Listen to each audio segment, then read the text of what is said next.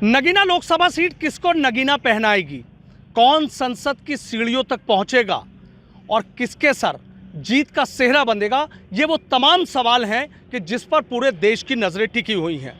Nagina Lok Sabha seat की बात कर लें तो यहां से आज़ाद समाज पार्टी के राष्ट्रीय अध्यक्ष चंद्रशेखर आज़ाद किस्मत आजमा रहे हैं। पिछले 2 साल से लगातार यहाँ मेहनत कर रहे हैं, गांव-गांव, गली-गली, कूचे-कूचे जा रहे हैं। चुनाव नज़दीक है, तारीख नज़दीक है और अब जनता ये फैसला करेगी कि आखिर चुनाव जीतेगा कौन। चंद्रशेखर आज़ाद से खास बातचीत कर लेते हैं। चंद्रशेखर जी, कहाँ तक पहुँचा चुनाव और कहाँ तक आपकी लहर पहुँची है? मेरी लहर नहीं है, जनता की लहर। देखिए, ये चुनाव मैं नहीं लड़ रहा हूँ, ये जनता लड़ रही है।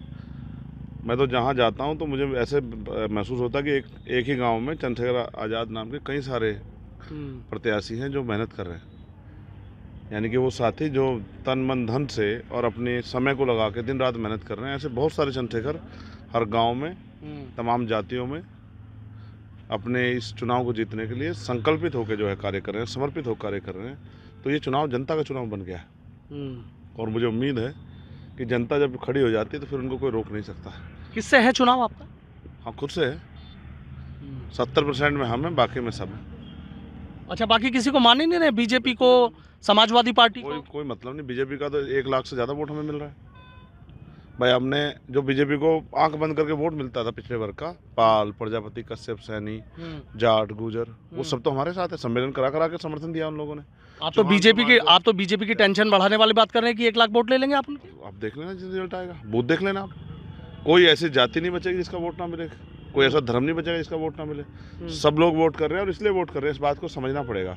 ये चुनाव जाति धर्म से ऊपर उठ गया।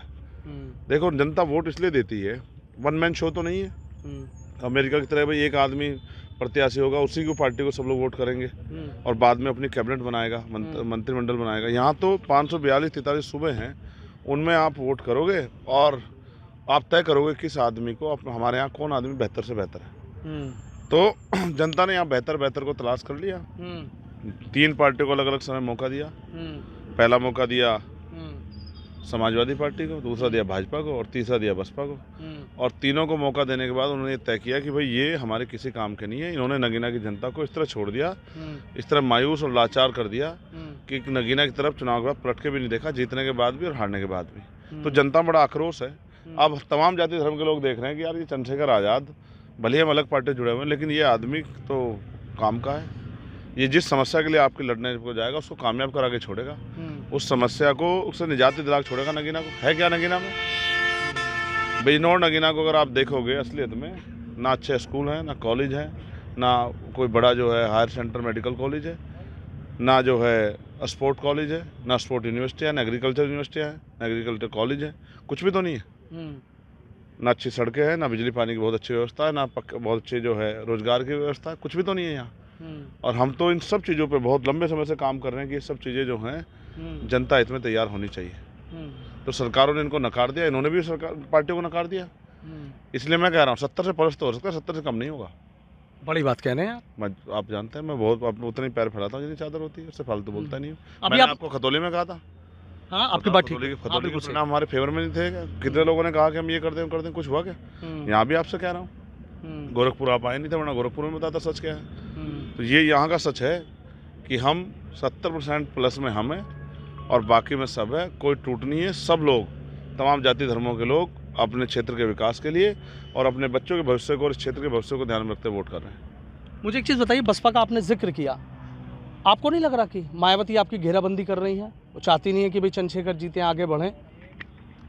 अगर देखो, प्रयास तो सभी लोग करते हैं, लेकिन अगर ये सब उन्हीं के हाथ में होता तो वो अपनी सरकारें नहीं बना लेती क्या? ये तो जनता के फैसले हैं। लोकतंत्र में जनता मालिक होती है। जनता जिसको आगे बढ़ाएगी वही आगे बढ़ेगा, चाहे वो चंद्रशेखर आज़ाद हो या कोई और। देखो, बीजेपी से मुकाबला थोड़ा सा इसलिए होगा क्योंकि वो सत्ता का धन बल का प्रयोग करेंगे।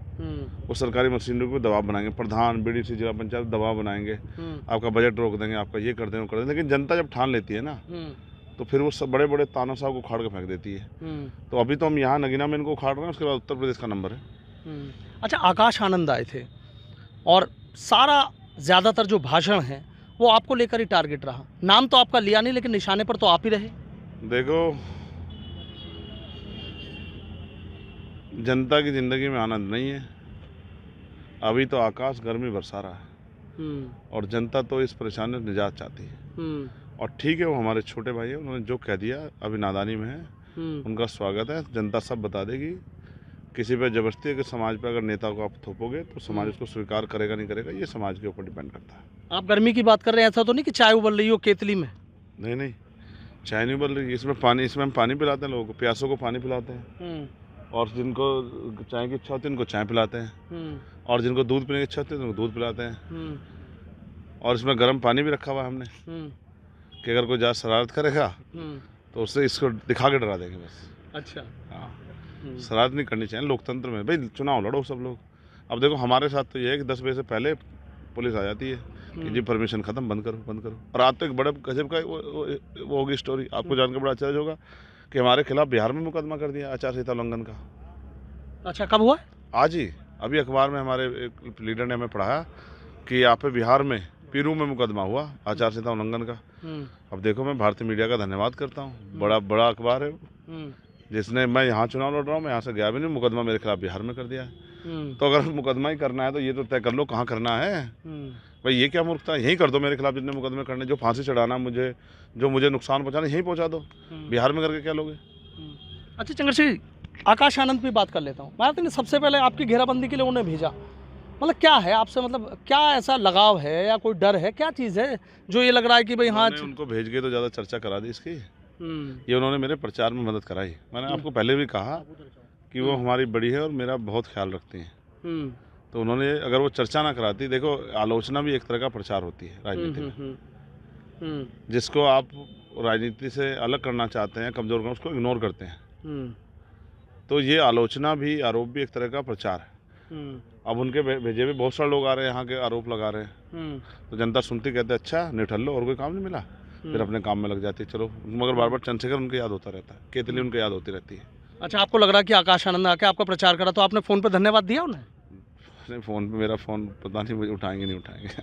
अच्छा। हाँ, धन्यवाद तो दे रहा हूँ, अभी धन्यवाद दे रहा हूँ आपके चैनल के माध्यम से कि उनका धन्यवाद। और आप मुझे जितनी गालियाँ दोगे उतना समाज मेरे साथ खड़ा होता जाएगा। लेकिन जिस तरह की भाषा शैली उनकी थी, लेकिन आपकी भाषा शैली देख रहा हूँ, आप एक ही बात कह रहे हैं कि मेरा छोटा भाई है, बात क्या है? अपने अपने संस्कारों का फ़र्क है। मैं प्राइमरी स्कूल के मास्टर का बेटा हूँ, वो उद्योगपति के बेटे हैं, और मैंने बहुत संघर्ष झेले हैं।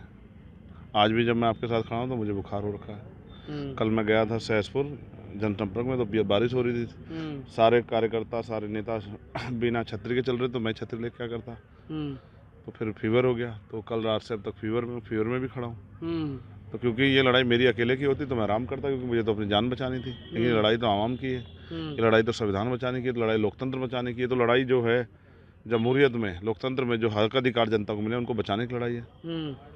तो फिर इसमें तो चंद्रशेखर पीछे नहीं हटता था। हम तो बाबा साहब अम्बेडकर को मानने वाले, प्रथम बनते भारतीय, भारत की रक्षा के लिए, भारत के संविधान लोकतंत्र की रक्षा के लिए अगर हमारे खून का कतरा भी लग जाए तो भी कोई गम नहीं है।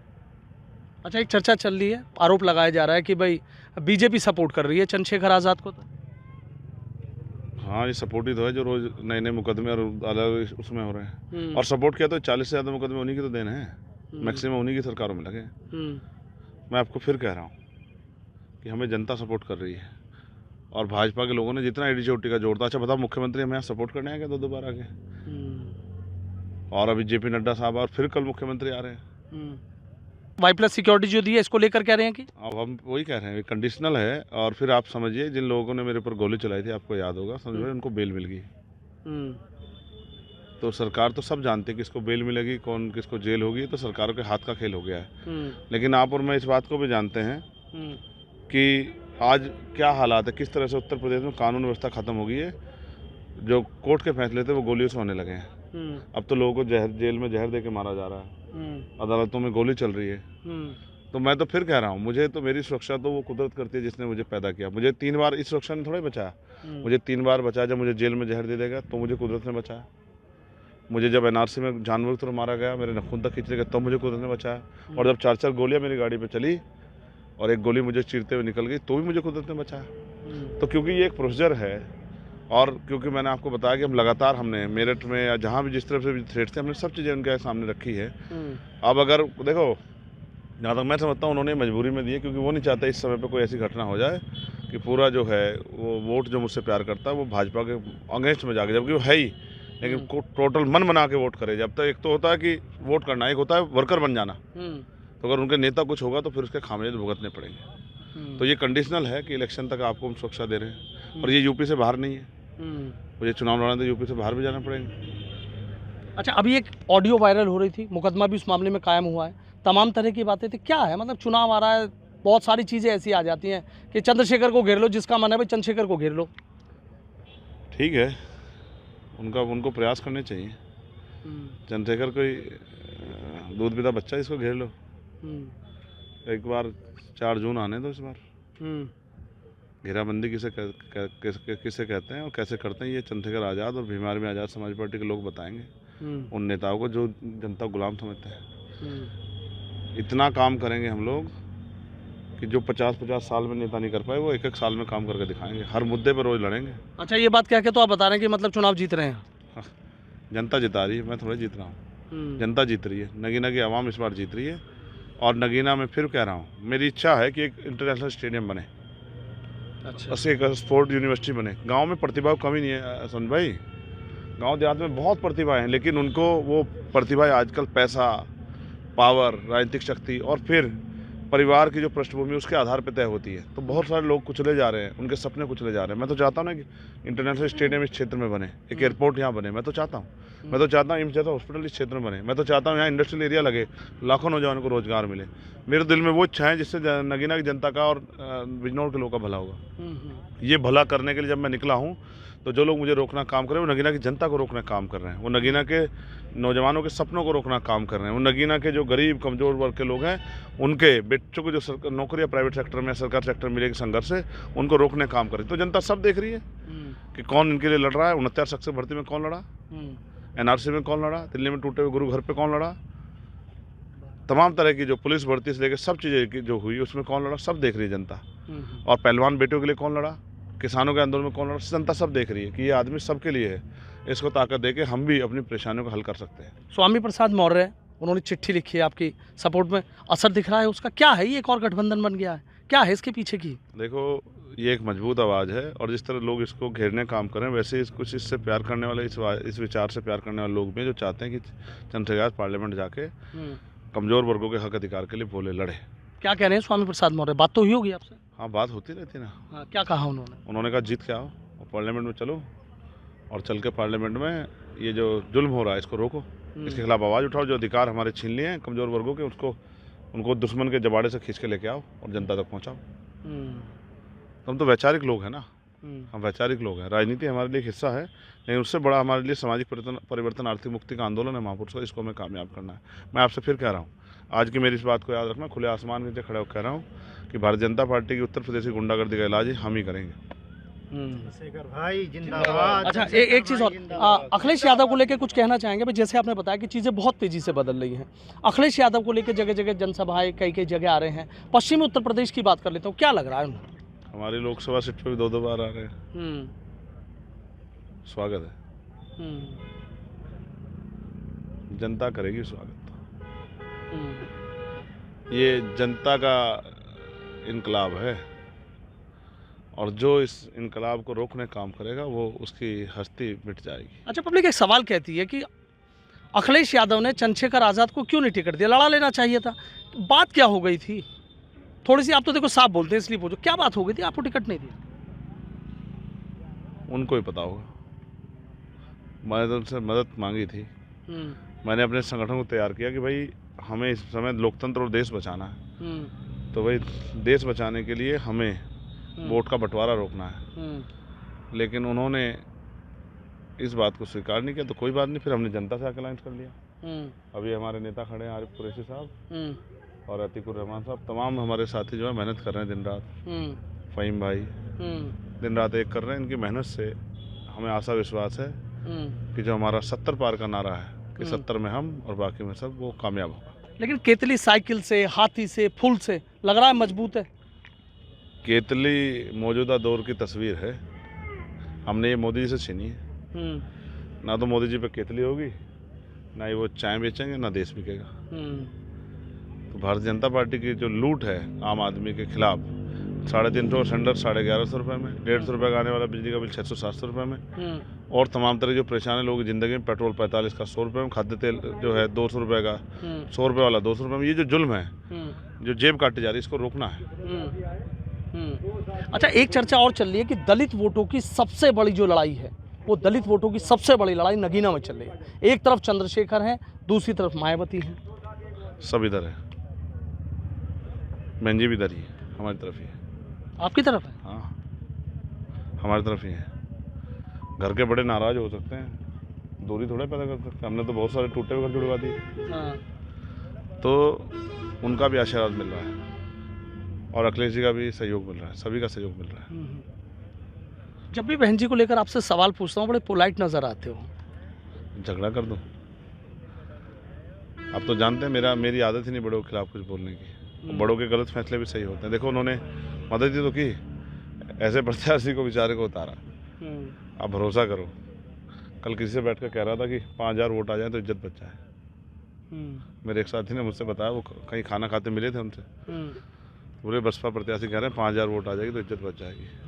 लेकिन मुझे नहीं लगता कि जनता ये 5000 वोट भी खराब करेगी। अच्छा, जैसे कहते थे कि बसपा ये दावा करती थी मुस्लिम मेरे साथ हैं, अखिलेश दावा करते थे मुस्लिम मेरे हैं, इस चुनाव में भी यही है कि हमारे साथ है, कहीं नहीं जाएंगे। फिर ऐसी क्या बात हुई कि जो चंद्रशेखर आज़ाद ने अपने साथ लिया, दावा कर रहे हैं उनका? आप बोलिए। दिल जीता है, बस संघर्ष से दिल जीता है। और अभी तो शुरुआत हुई, आप देखना, शायद इस चुनाव के बाद उनको किसी दूसरे नेता की जरूरत ना पड़े, ये मेरा वादा है। किसको? हर कमज़ोर मजलूम को। उनकी आवाज़, चंद्रशेखर इतनी मजबूत आवाज़ होगी उनकी, किसी दूसरे नेता की जरूरत नहीं पड़ेगी। बीजेपी कह रही है कि 80 जीतेंगे और 400 पार का नारा भी हमारा साकार होगा। वो सरसों के तेल के दाम की बात करते हैं। वो कह रहे हैं इस बार सरकार आई तो 400 पार कर देंगे सरसों का तेल।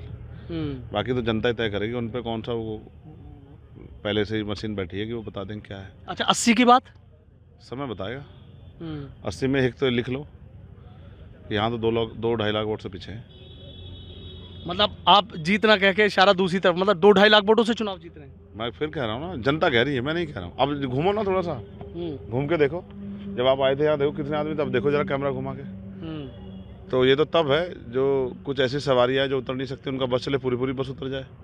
तो ऐसा चंद्रशेखर ने यहाँ क्या कमाल कर दिखाया जो आपको लगता है कि देख रहा हूँ यहाँ पे भी लोगों की भीड़ होगी? क्या ऐसा मतलब क्या है? मतलब यहाँ आपका ज़्यादा आना रहा, वक्त से आना रहा, या चंद्रशेखर एक आवाज़ बन चुकी? यहाँ भीम आर्मी, आज़ाद समाज पार्टी के कार्यकर्ता की बहुत मेहनत है। और यहाँ जो भाईचारा है पहले से, जो 89 में बना था, वो भाईचारा बहुत मजबूत है। और यहाँ के सियासी लोग बड़े समझदार हैं, जज्बातियों के फैसले नहीं करते, समझदारी से वोट का फैसला करते हैं। आप देखना, वोट की टूट बिल्कुल नहीं होगी, सबसे हाथ जोड़ेंगे, वोट देंगे केतली को। अच्छा, पश्चिम उत्तर प्रदेश की अगर बात कर लेता हूँ, पिछली बार 7 सीटें बीजेपी यहाँ नहीं जीत पाई थी और बीजेपी ने पूरी कोशिश, पूरी ताकत लगाई है कि इस बार जो 14 सीटों पे कमल खिलाना है। तो क्या लग रहा है इस बार आपको? अब कीचड़ है ही नहीं इस बार जो कमल खिल जाए।